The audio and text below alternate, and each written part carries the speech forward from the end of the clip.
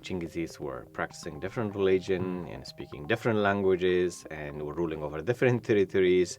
So you're right about this issue that that we should not really talk about them as a kind of like homogeneous group, but as a group which transformed in different geographies. And that's also the story of identity formation and the group making. Somehow they managed to take this very small group of people, savages from the steppe, and to establish this rule over the most civilized, complicated, that's right, societies on the planet at the time, right? Is it really coinciding with the emergence of Mongol as an ethnic group, or also that they didn't have the notion of being Mongol back then? Right. Yeah.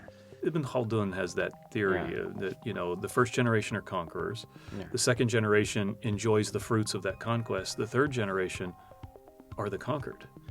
They claim descent from Genghis Khan, and indeed they have that bloodline. But if we really looked at their genetic makeup, the fact is they're mostly Persian. Yeah. Right? How did they do it? And did he use, for example, language, religion, or any other tools to unite these different tribes which were not united before? That idea about what unites them, it's not language, it's not cultural practice, certainly not religion.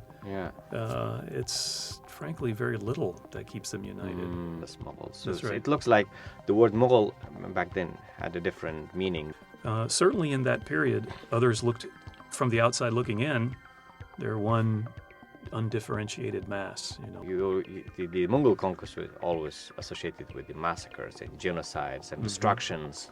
The Mongols really did do some of those things, right? And the massacres of entire city populations. Chinggizid legacy has a larger impact than we could imagine. Indeed.